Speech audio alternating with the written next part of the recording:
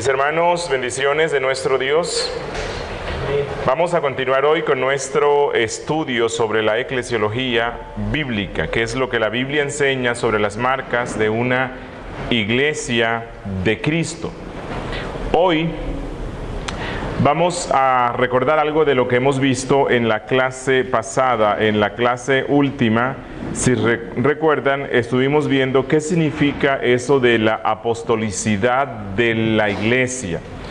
¿Qué significa eso de que la iglesia es apostólica? ¿Qué significa y qué no significa? Ya hemos visto que una iglesia local es apostólica cuando ella se mantiene fiel a los postulados, al testimonio y a la doctrina de los apóstoles que fueron autorizados por Cristo.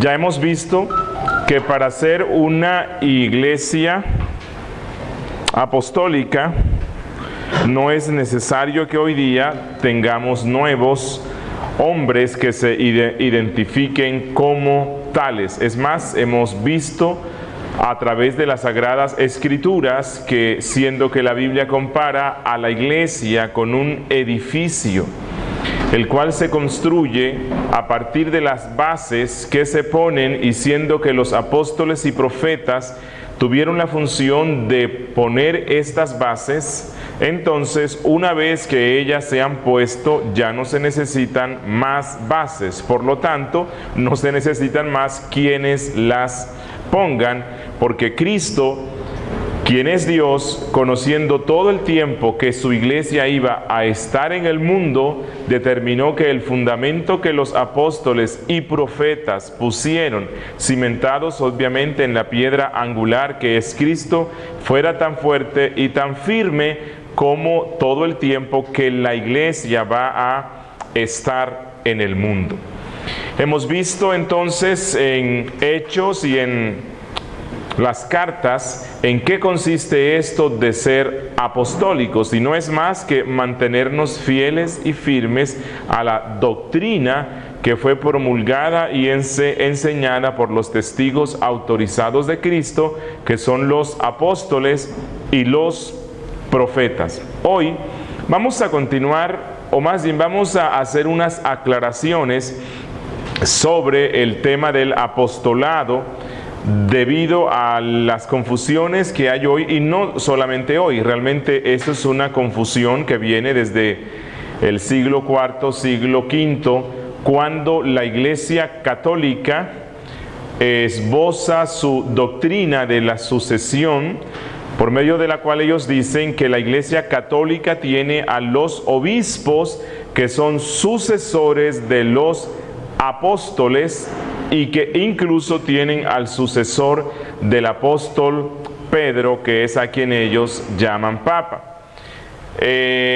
Durante el transcurso de la historia de la iglesia, algunos pocos grupos, aparte del catolicismo, habían reclamado para sí el tener nuevos apóstoles. Lastimosamente, a finales del siglo XX y en todo lo que va de este siglo XXI, en el mundo evangélico de corte neocarismático ha surgido un movimiento abrumador y que cada día crece más, de hombres que reclaman para sí el título y derechos de ser reconocidos como apóstoles. Entonces, como consecuencia de esta confusión que hay hoy al respecto, y recordando siempre que la Biblia dice que la iglesia debe ser apostólica, es necesario hacer ciertas aclaraciones. Si nosotros vamos a Efesios capítulo 4,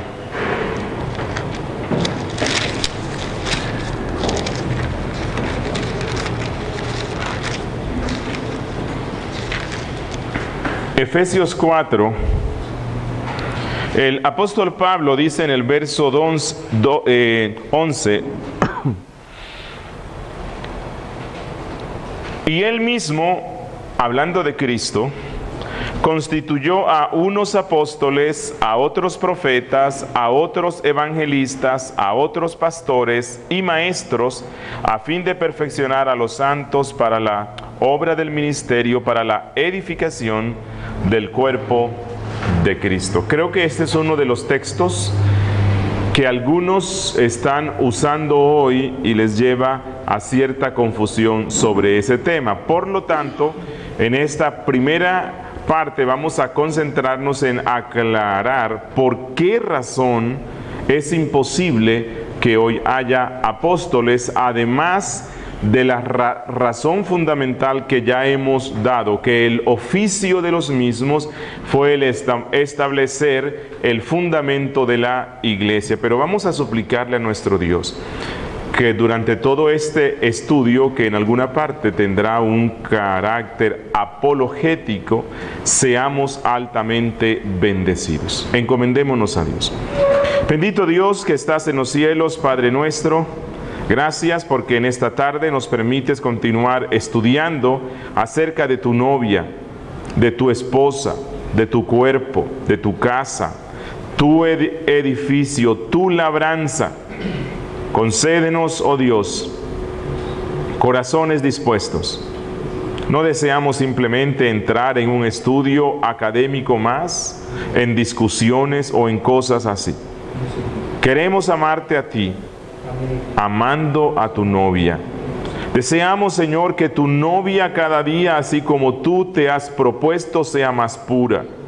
Que nosotros, como partícipes de tu cuerpo, andemos en rectitud y santidad, anunciando el evangelio de verdad, pero a la misma vez denunciando lo falso, como tú lo hiciste y tus santos apóstoles.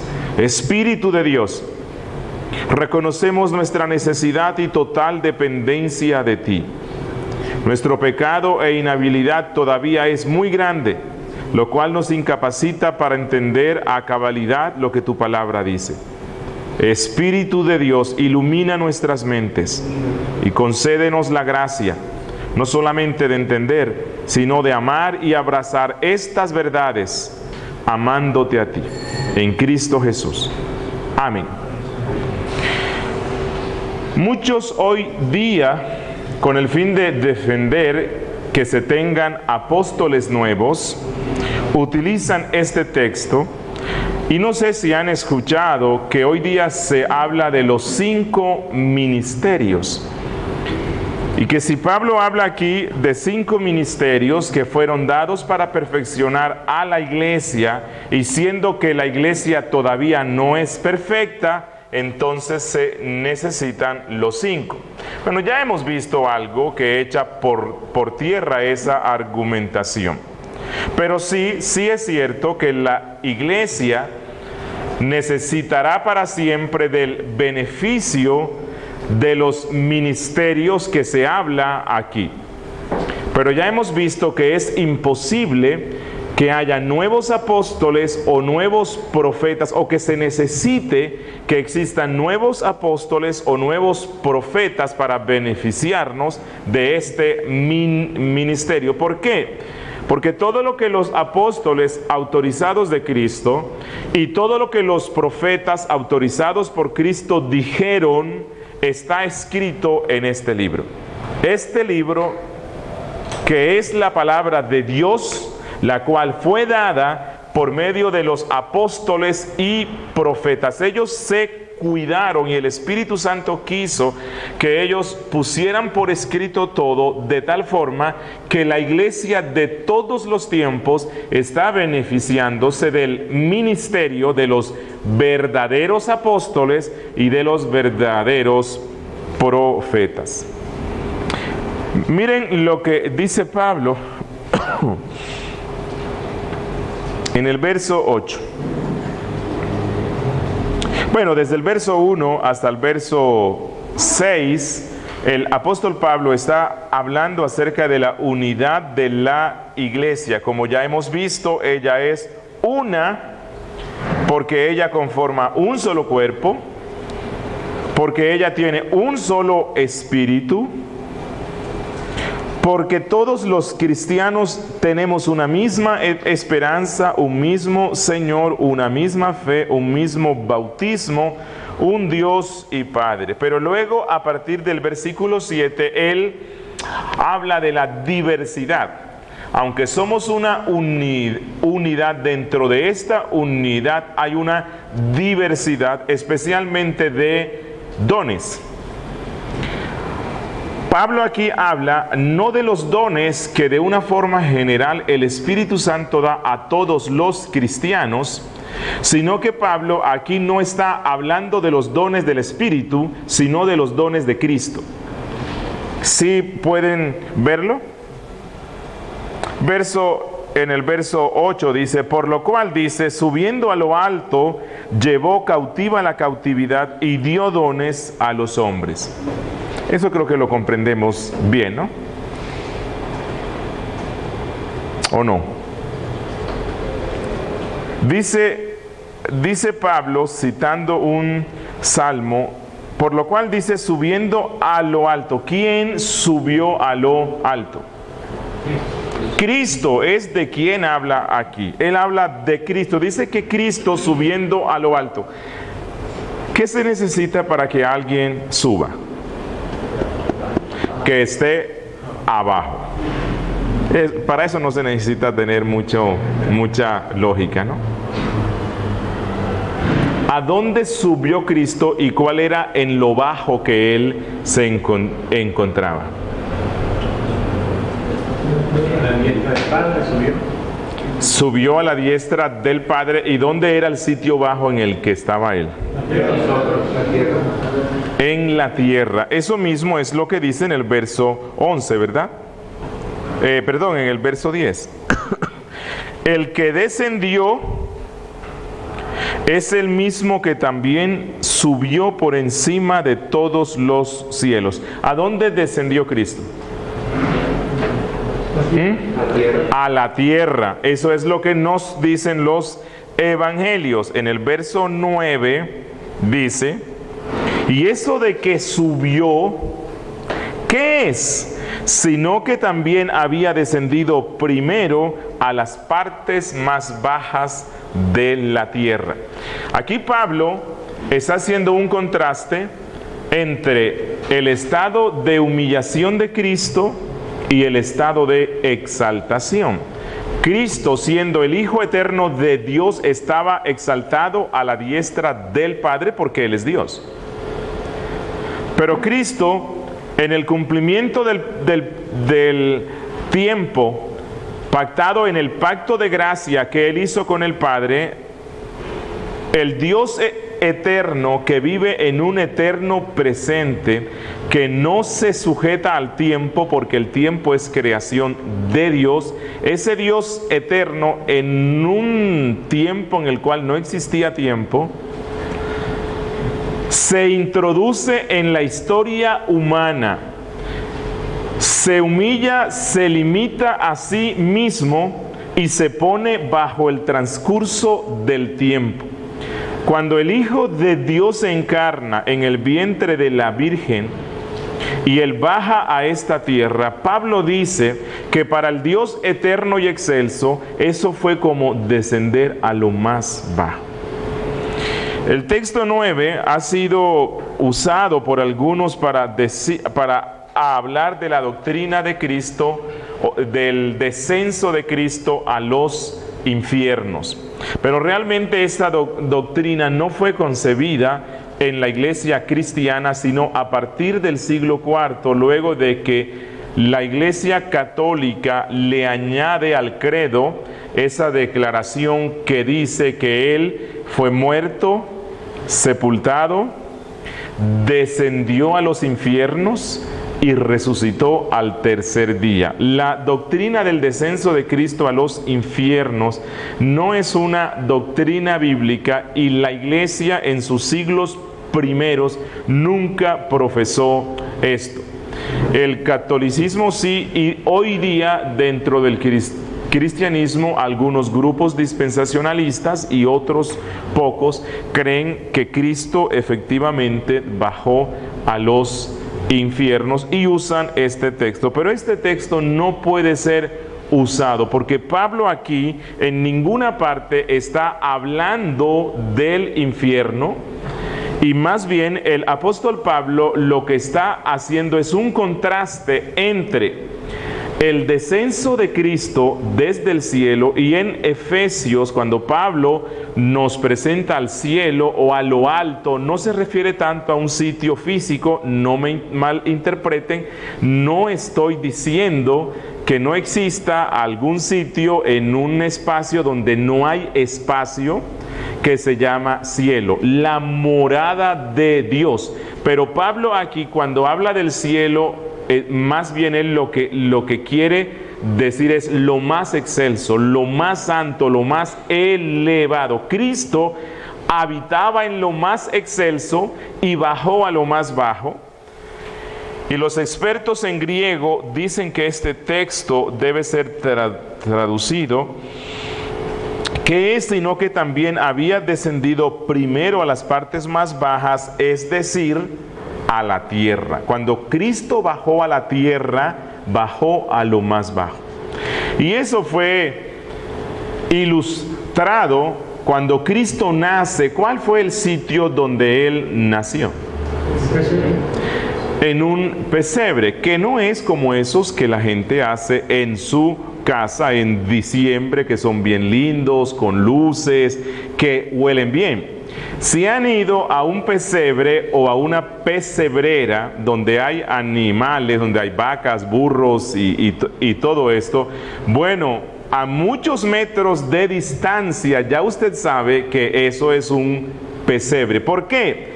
Porque están todos los olores de los desechos que los animales producen. Bueno, en ese sitio hediondo, lleno de estiércol, fue donde nació el Hijo de Dios, el dueño del mundo, naciendo en un sitio despreciable, ignominioso. El nacimiento de Cristo en un pesebre anunciaba y aclara a nuestras mentes cómo consideró Dios para Él mismo como Dios el venir a habitar en medio de los hombres. Era venir a habitar y caminar en medio de la hediondez y la podredumbre del pecado humano. Cristo no pecó nunca. Él no conocía lo que era el mal. Lo que olía a Él de los hombres era solo podredumbre. Para Cristo, cuando Él baja de los cielos a la tierra, significó bajar a lo más bajo. Y dice el verso 8, regresamos al verso 8, por lo cual dice, subiendo a lo alto, al cielo. ¿Cuándo subió Cristo? Luego de 40 días de su resurrección, en el gran día que los cristianos recordamos como la ascensión de Cristo. Llevó cautiva la cautividad y dio dones a los hombres. Como dije antes, tal vez esta es una de las frases más claras y entendibles que la Biblia tiene, ¿verdad? Cuando leen ese texto dicen, uy, esto está súper claro. Bueno, no. Realmente estas son unas frases que tienen, que no son fáciles de entender, pero si regresamos al Salmo, en el cual está esto, que es en el Salmo 68, y el contexto en el que el Salmo se escribe, recordamos que estas declaraciones se escriben en el contexto de las victorias de los reyes. Cuando los reyes salían a la guerra y eran vencedores, cuando ellos regresaban a su tierra, se hacía un desfile triunfal. El rey y su ejército entraba victorioso a su tierra y todo el pueblo los homenajeaba. Pero no solamente esto. La gran celebración se incrementaba cuando el pueblo veía al rey y a su ejército trayendo los despojos de esa victoria, el botín.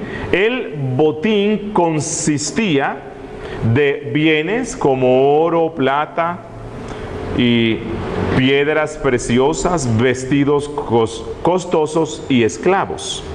Personas que eran capturadas y se traían para que sirvieran al pueblo como esclavos. Lo que el rey hacía es que al ejército, de esos despojos que él trae, personas y bienes, él le daba algunos dones, es decir, algunos bienes, de los bienes que él mismo cautiva. Lo que Pablo nos está diciendo es: Cristo vino a esta tierra con un propósito. El propósito fue conquistar un pueblo para Dios. Recuerdan en el Salmo 2, que es un salmo que en algunas partes nos recuerda esa gran conversación celestial y eterna que existió entre el Padre y el Hijo cuando se estableció el pacto de gracia eterno. El Padre le dice al Hijo: pídeme y te daré por herencia las naciones. El Hijo le pidió al Padre, no a todos, sino a muchos. Y cuando nosotros vemos en otros textos de la Biblia, encontramos que esta conversación sigue y el Padre le dice: bueno, hijo, si los quieres, van a ser tuyos, pero ellos se venderán al diablo y al pecado. Y ellos van a estar bajo mi ira. Y ellos van a ser reo de mi justicia. Por lo tanto, si los quieres, los tienes que conquistar. ¿Cómo? Muriendo en una cruz. Y eso fue lo que hizo él. Cuando Cristo bajó a esta tierra, él vino con el propósito de conquistar a un pueblo que eran esclavos, esclavos del diablo, esclavos del pecado, esclavos de la muerte, esclavos del miedo, esclavos de la ira de Dios. Cuando Cristo muere en la cruz, él conquista a todo ese pueblo. Y aquella ocasión que parecía ser el fin, la destrucción de este plan, se convirtió en la gran victoria. Y cuando Cristo resucita de entre los muertos, Jesús, como el gran sacerdote del que se nos habla en Hebreos, Jesucristo se ha presentado ante el lugar santísimo celestial, ha llevado su propia sangre y el Padre, y la ha rociado sobre el propiciatorio, que es la tapa del arco, pero todo esto es celestial. Y el Padre le ha dicho a este sumo sacerdote: tu sacrificio ha sido aceptado.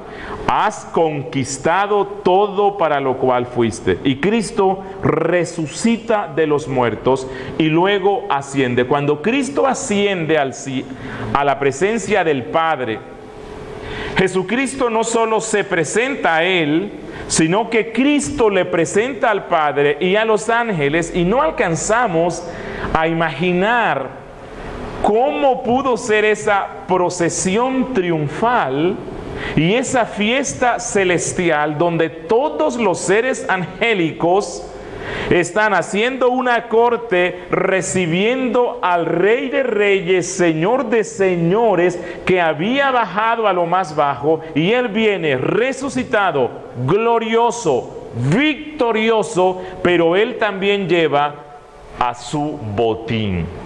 Él lleva a sus despojos. ¿Y sus despojos quiénes son? Nosotros, la iglesia, a los que Él vino a conquistar. Y Él se los presenta al Padre.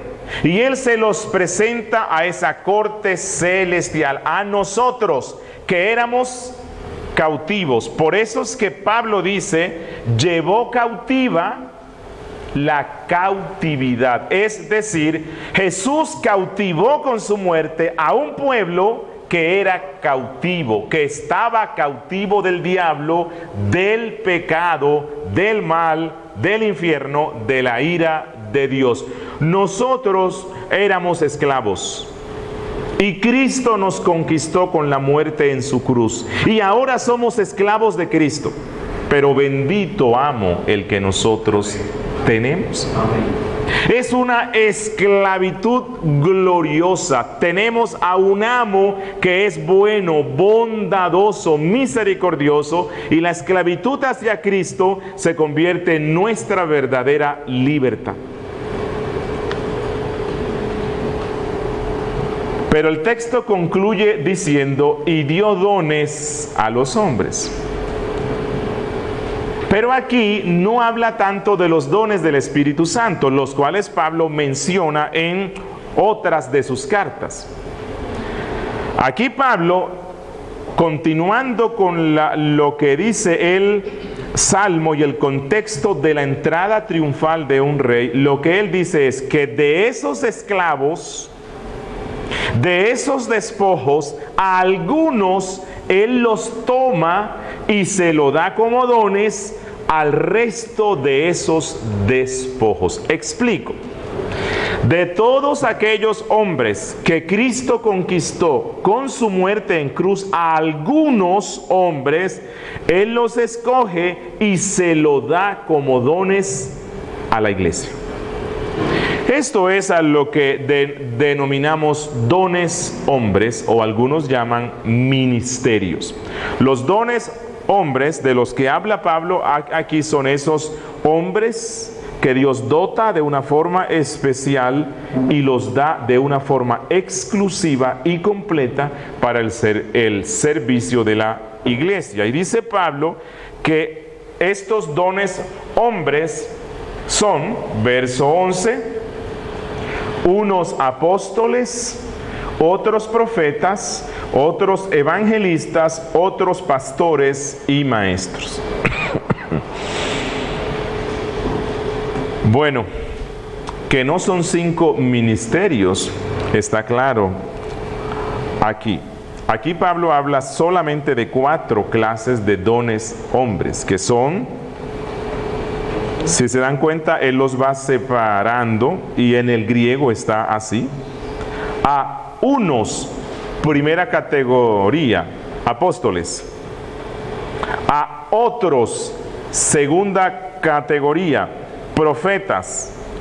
A otros, tercera categoría, evangelistas. A otros, cuarta categoría, pastores. Y si se dan cuenta, no dice nuevamente a otros, sino que pone a los pastores y maestros en una sola categoría, dándonos a entender que la función principal de los pastores es ser docentes o ser maestros. Instruyen al pueblo en la verdad bíblica.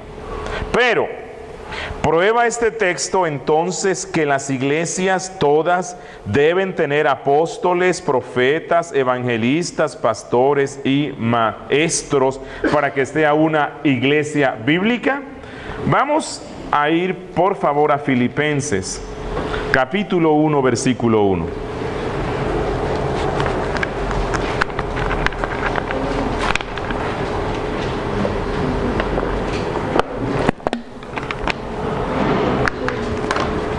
En Filipenses 1:1, el apóstol Pablo saluda a una iglesia y él nos presenta las partes o cómo está constituida ella. Recuerden, iglesia no me refiero a un edificio, sino a una asamblea. Dice Pablo y Timoteo, siervos de Jesucristo, a todos los santos en Cristo. Cuando él dice a todos los santos, ¿a quién está refiriéndose?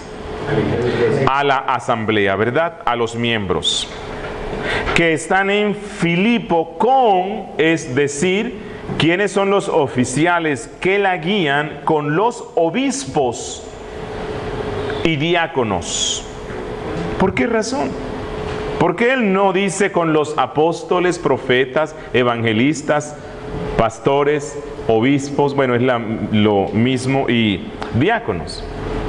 Porque Dios determinó, Cristo, la cabeza de la iglesia, determinó por todo lo que hemos visto y algo más que vamos a ver, que los únicos oficiales u oficios que iban a permanecer perpetuamente en la iglesia eran los pastores u obispos y los diáconos como asistentes de los mismos. No los apóstoles, no los profetas, no los evangelistas, aunque los pastores, escribiéndole Pablo a Timoteo, le dice que tienen la responsabilidad de hacer obra de evangelistas. Y quiero que revisemos algo extra de por qué es imposible que la iglesia de Cristo hoy tenga hombres que hayan sido dados como dones de apóstol a la iglesia. Y quiero mostrarles estos textos.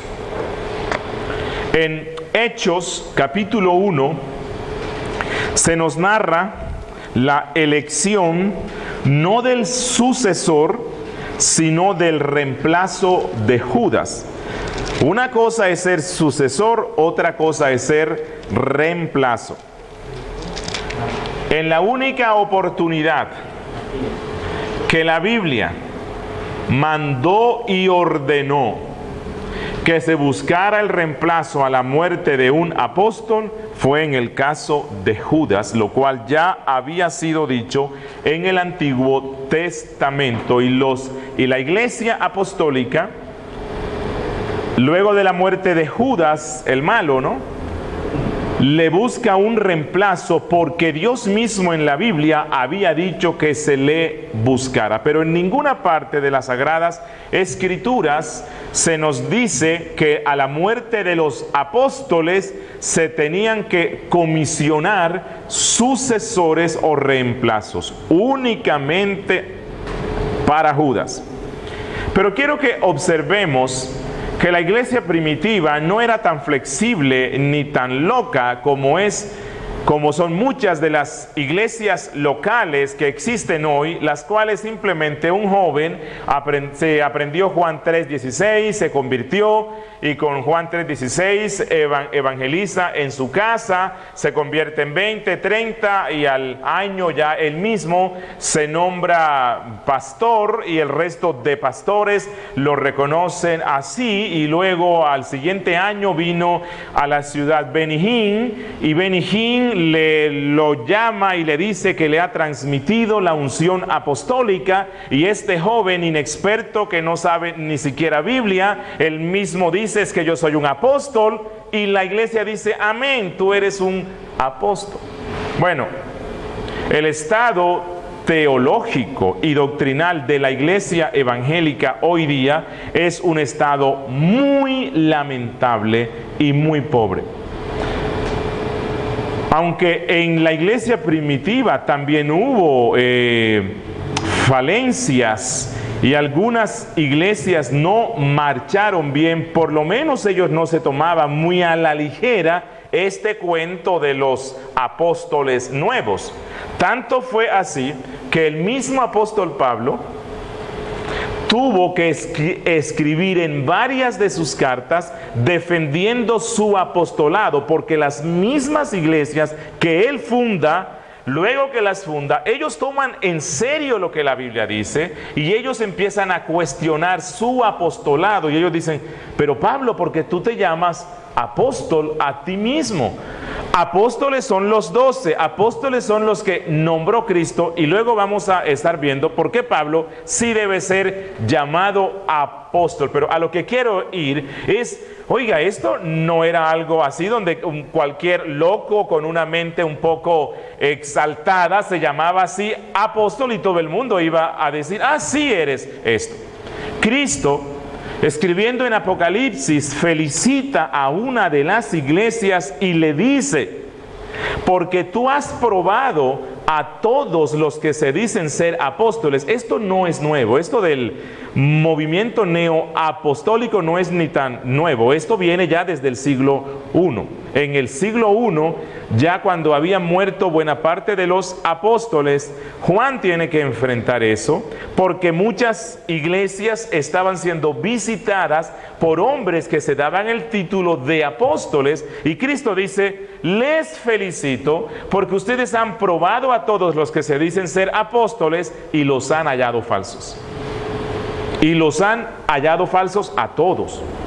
Bueno, eso mismo pasaría si la iglesia cristiana de este siglo se tomara esa responsabilidad de revisar a la luz de la Biblia si estos hombres pueden ser llamados o no apóstoles. Y es lo que quiero que hagamos.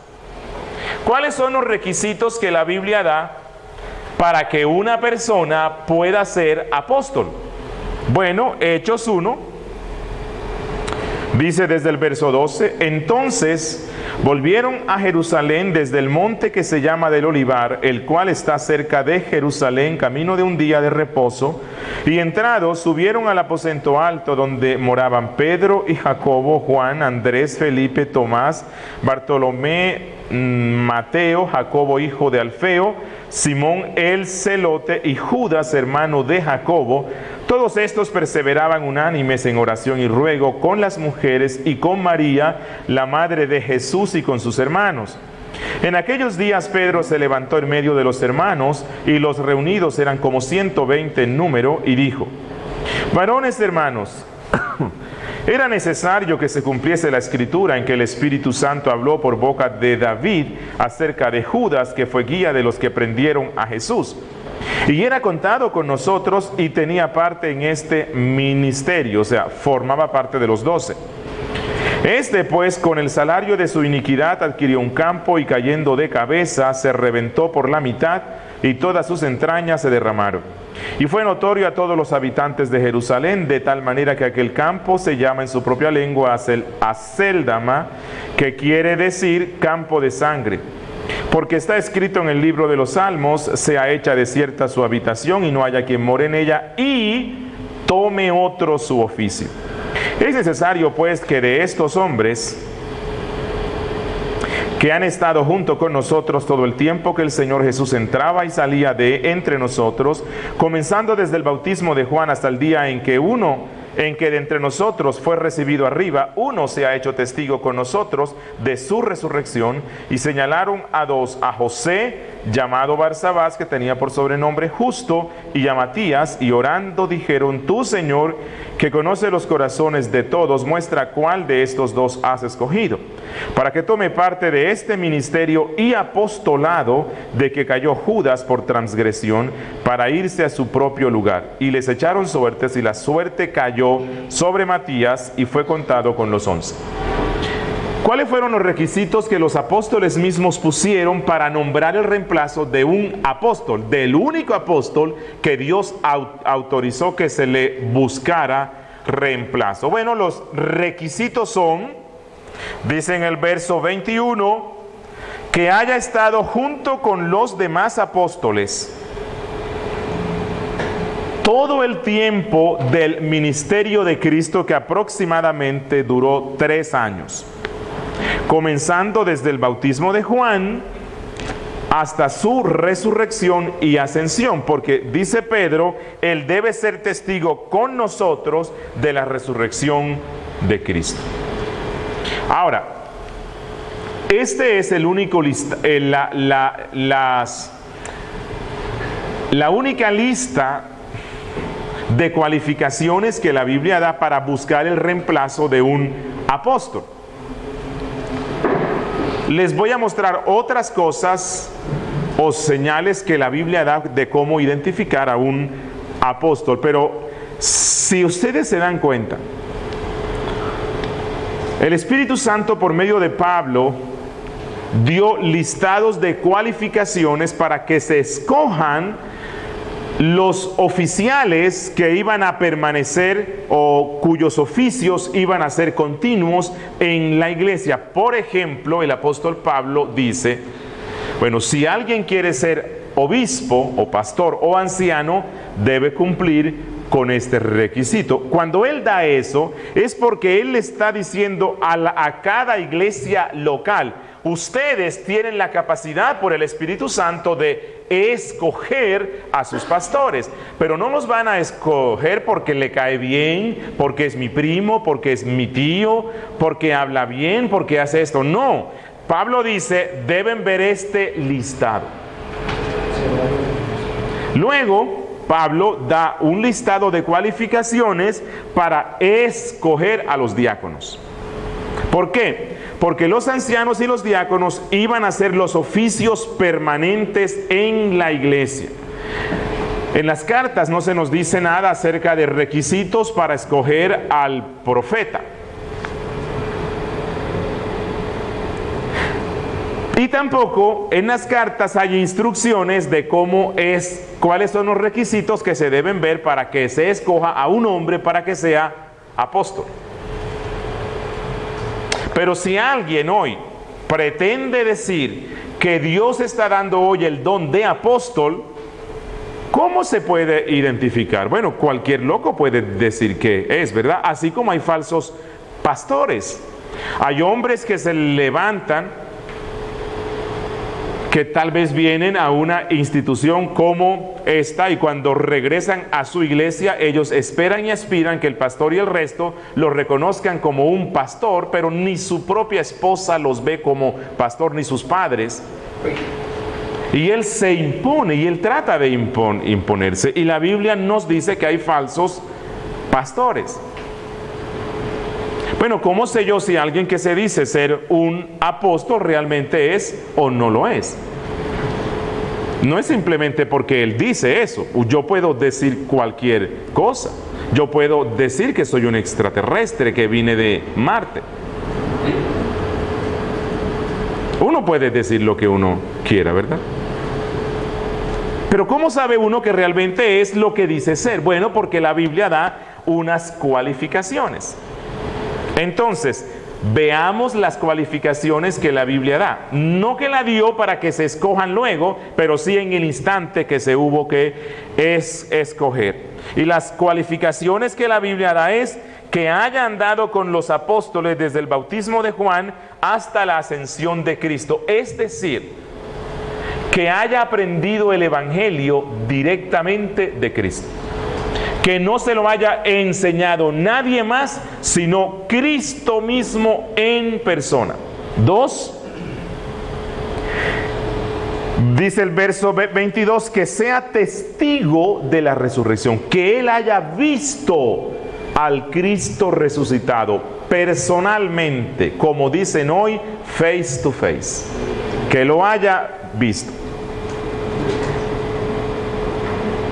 Y que sea testigo de que Cristo está ascendido a los cielos. Pregunto,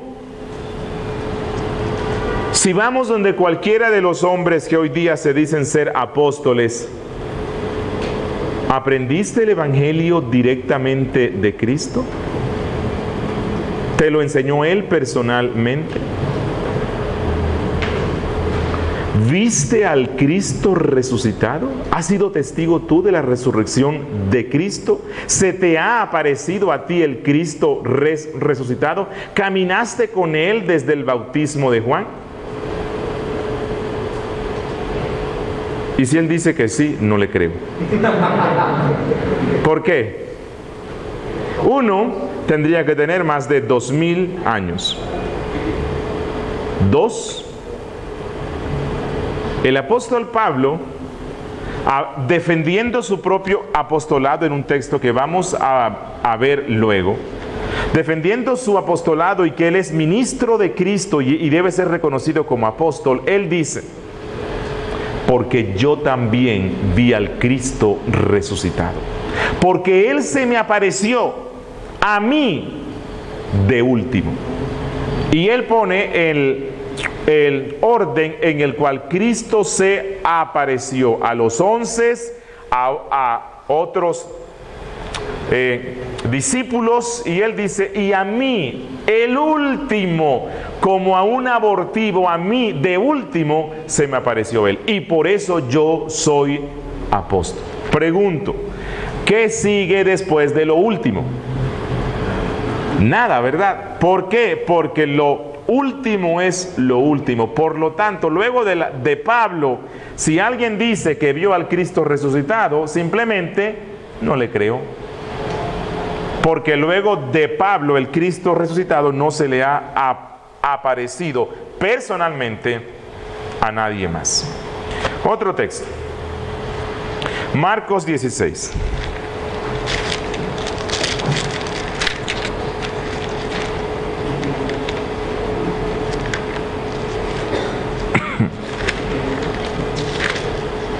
Marcos 16, desde el verso 14. En el verso 1 al 8 se nos habla de la resurrección de Cristo, y luego desde el verso 9 de ciertas apariciones que hizo Cristo. En primera instancia a Magdalena, y luego en el verso 12 se nos dice que se le apareció a dos que iban caminando, y en el verso 14 al verso 18 se le aparece a los 11, y esto se lo dice él a los 11. Finalmente se apareció a los 11 mismos, estando ellos sentados a la mesa, y les reprochó su incredulidad. No se les olvide esto, y les reprochó su incredulidad, que era lo que ellos no creían. Bueno, hay que relacionarlo con otras narraciones de los evangelios. Ellos no habían creído a la gente que les dijo: oiga, resucitó, lo hemos visto. Y ellos no creían, o al menos algunos. Y a estos Jesús se les presenta, les reprocha su incredulidad y dureza de corazón, porque no habían creído a los que le habían visto resucitado, y les dijo: id por todo el mundo y predicad el evangelio a toda criatura. El que creyere y fuere bautizado será salvo, mas el que no creyere será condenado. Y estas señales seguirán a los que creen. Ahora, este creen se refiere ¿a qué? Les dije que no se olvidaran de algo que Cristo dijo antes. Cristo se le aparece a los 11 y los reprocha porque no creen. Y Cristo, hablándole a los 11, él dice: estas señales seguirán a los que creen, es decir, apóstoles, porque es a los que él les está hablando. 11. Si ustedes abandonan esta incredulidad y ustedes creen que yo he resucitado, ustedes van a cumplir con la misión que les he dado, y a ustedes que crean en mi nombre podrán hacer señales. ¿Cuáles señales? Echar fuera demonios, hablar nuevas lenguas, tomar en las manos serpientes, y si bebieren cosa mortífera no les hará daños. Sobre los enfermos pondrán sus manos y sanarán.